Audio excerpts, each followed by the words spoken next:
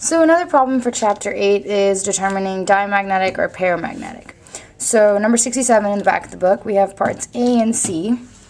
We have V5 plus and we have nickel 2 plus, and it's asked us for if it's diamagnetic or paramagnetic. So the V5 plus is number 23 on the periodic table, right?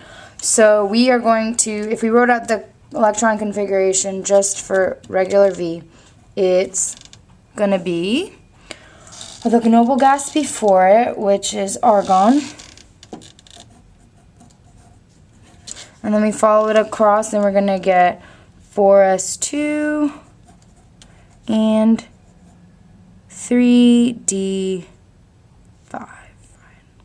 Or, no, sorry. 4s2, 3d2, right? So then that's like 3d3. I can't count today. 1, 2, 3. 3d3. So now it's asking for 5 plus. And like we said in the video before, a positive charge means you have lost electrons. So we have to lose 5 electrons from that V regular to get V5 plus. So if we draw out this orbitals again, 4s and then 3d, and right now we have 1, 2, 3, right? We have the 2 4s's and the 1, 2, and 3. And all of argon. So argon plus this. So if we take off 5 electrons, we took off all, well, first these 2, right? And then these 3. So we are left with just argon. So V5 is effectively just argon. So we know argon has all the way in its last shell, it's going to be in the 3p, right? We have 3p6 is the end of argon. So 3p6 is completely full, so we know V5 plus has to have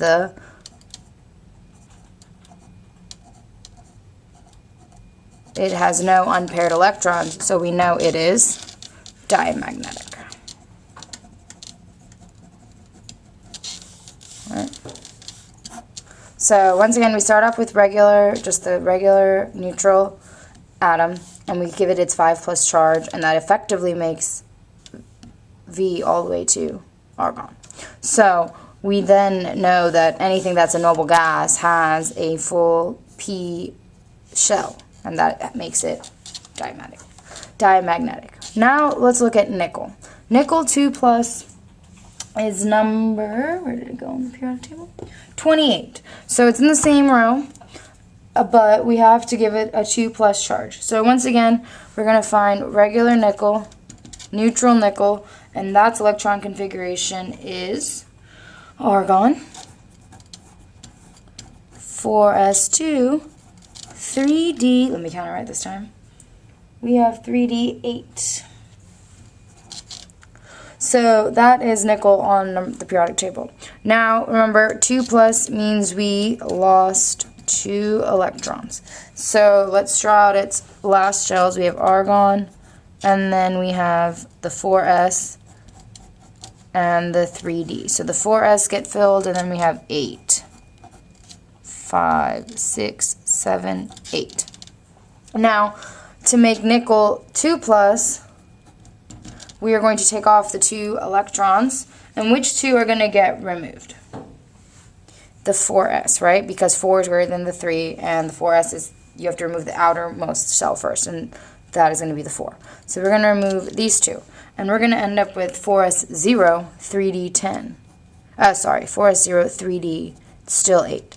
So now if we're looking at paramagnetic or diamagnetic, remember, diamagnetic is paired, all paired electrons. Paramagnetic is an unpaired, or more than one. If you have one, at least one, an unpaired set of electrons.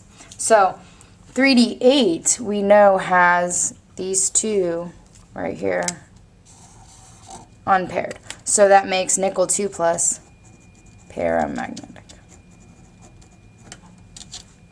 So again, to review, you have to first draw out the neutral charge atom, and then give it its cation charge, and then determine diamagnetic or paramagnetic based off it has completely paired. That's why it is important to follow the filling rules, so you know not to, if you had filled it improperly, you would have, if you had given these two together or something like that. So make sure you fill in order and give everything its appropriate spin.